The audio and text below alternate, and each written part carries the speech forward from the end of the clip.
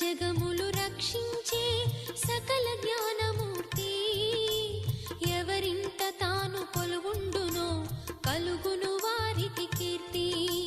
సకల సంపదల మూలము సుమనోహరి లక్ష్మి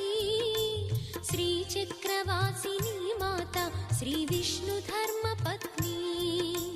తనని నమ్మిన భక్తులకు దరిద్రమును బాపు కొలిచెడి వనితల కొంగులలో బంగారము నింపు అష్టలక్ష్ముల రూపున